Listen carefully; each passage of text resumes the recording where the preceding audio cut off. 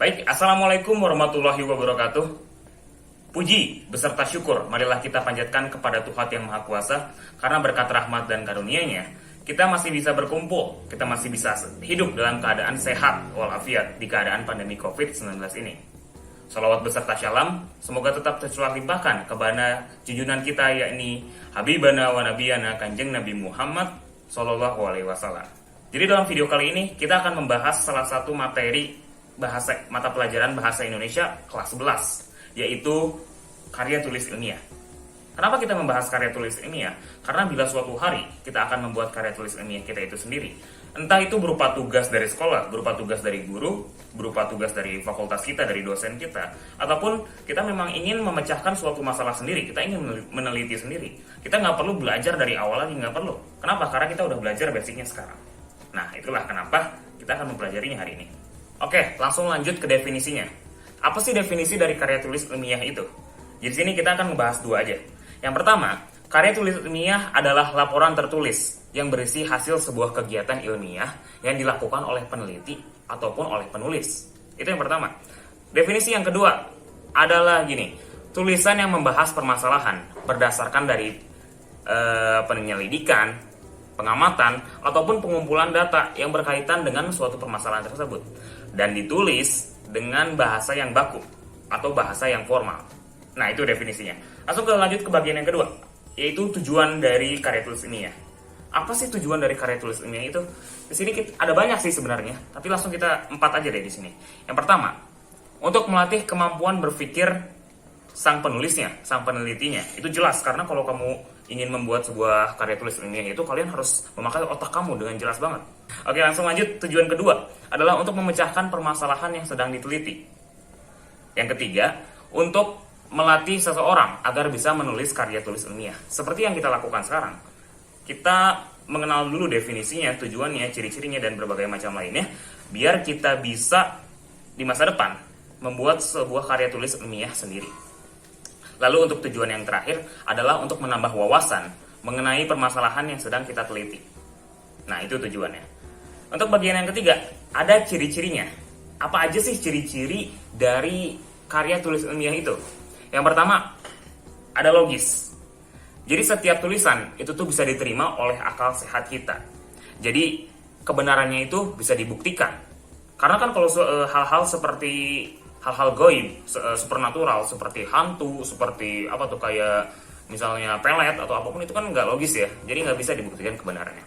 Jadi untuk ciri-ciri yang kedua, itu tuh ada data yang jelas. Kalau kita mau ngebuat sebuah karya tulis ilmiah, itu tuh kita perlu data. Data untuk istilah itu jadi backing, untuk mendukung argumen kita. Nah, data yang digunakan itu harus jelas, harus kredibel, harus terpercaya. Karena kalau enggak, nanti karya tulis ilmiah kalian itu bakal jadi nggak valid. Itu tuh bakal jadi dianggap sampah oleh para pembacanya. Nah, itu ya. Langsung ke ciri-ciri yang ketiga, yaitu objektif. Objektif itu artinya isinya itu benar, sesuai fakta yang ada di lapangan. Jadi nggak kita rekayasa, nggak kita buat-buat. Semuanya persis sesuai fakta yang kita lihat. Entah itu kenyataan pahit ataupun kenyataan manis. Jangan diubah-ubah. Untuk ciri-ciri yang keempat, ada sistematis. Jadi karya tulis ilmiah itu disajikan dari awal sampai akhir ya. Itu tuh secara terstruktur. Jadi secara tersusun. Yang pertama jelas lalu latar belakang, rumusan masalah, dan selanjutnya bisa diisi. Nggak mungkin yang pertama itu kesimpulan dulu, lalu langsung isi, langsung terakhirnya latar belakang. Nggak kayak gitu. Ada standarnya. Standar ini digunakan agar kita nggak pusing, agar semua orang itu bisa nulis karya tulis ilmiah ini. Lalu untuk ciri-ciri yang kelima, ada pembahasannya sampai tuntas. Pembahasan sampai tuntas. Jadi untuk masalah yang sedang kita bahas, itu tuh dari awal sampai akhir harus kita kaji, harus kita bahas sampai tuntas. Nggak boleh ada yang kelewat. Karena biar apa? Karena biar para pembaca tahu apa yang sebenarnya kita coba bicarakan, apa yang kita coba terangkan kepada mereka. Itu tuh agar mereka mengerti. Jadi mereka nggak bingung. Ini tuh si peneliti ini tuh sebenarnya ngapain sih? Dia ini bicara apa sih? Nggak jelas. Nggak kayak gitu. Oke, lanjut ke selanjutnya, yaitu bahasa baku. Jadi untuk menulis sebuah karya tulis ilmiah, bahasa yang digunakan itu harus bahasa baku, bahasa formal. Jadi yang jelas bahasa sesuai dengan standar yang telah ditentukan. Misalnya nih, kita kan di Indonesia ini standarnya adalah KBBI atau ejaan yang disempurnakan. Nah, kita pakai itu. Kalau di misalnya bahasa Inggris, karya tulis ilmiah bahasa Inggris misalnya, itu tuh mereka ada lagi sendirinya. Gitu, tergantung bahasa yang kita pakai. Nah, untuk ciri-ciri yang terakhir, ada dapat diuji kebenarannya. Dapat diuji kebenarannya. Jadi masalah yang sedang kita bahas, itu tuh harus bisa diuji kebenarannya. Berulang-ulang dan tanpa kondisi tertentu misalnya. Kalau misalnya hal-hal yang goib, seperti kita ulang lagi, itu tuh gak akan bisa berulang-ulang. Karena istilah itu cuma hoki aja gitu loh. Nah, kalau karya tulis ilmiah harus bisa. Ingat, semua ciri-ciri ini tuh wajib, karena kalau ada satupun yang enggak akan bisa.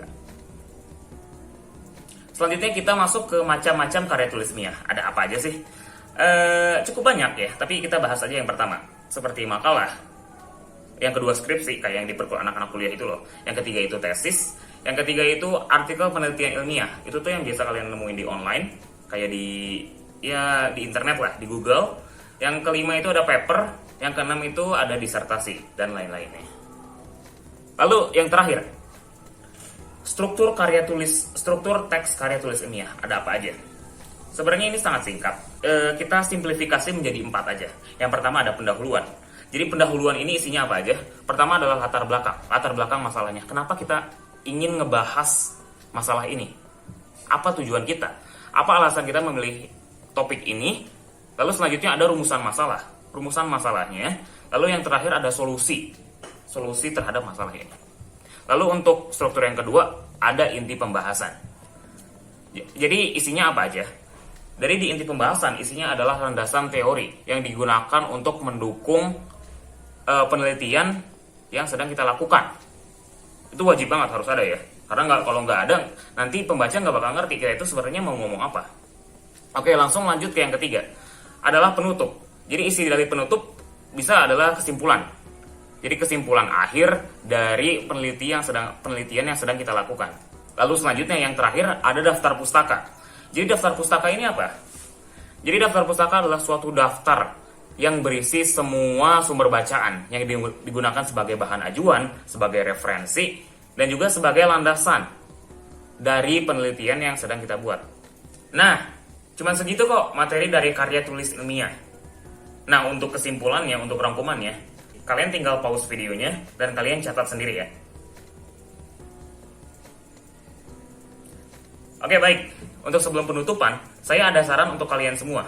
Misalnya kalian nanti suatu saat ingin nulis karya tulis ilmiah kalian itu sendiri. Kan nanti di bagian paling akhir itu tuh ada daftar pustaka.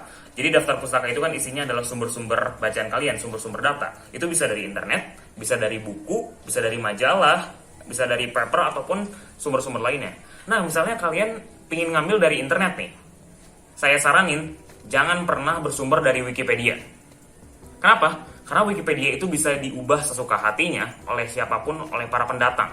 Karena itulah, jadi sebuah sumber, sebuah data yang berasal dari Wikipedia itu dianggap tidak valid, tidak kredibel, tidak bisa dipercaya. Jadi jangan sampai kalian udah capek-capek meneliti, udah sampai-sampai kalian udah istilahnya itu udah berusaha semaksimal mungkin, tapi ternyata karena satu kesalahan kalian, yaitu sumber data penelitian, itu tuh dari Wikipedia, akhirnya di-cancel, akhirnya diberi nilai jelek. Jadi maka dari itu jangan pernah pakai Wikipedia. Segitu saja materi dari saya.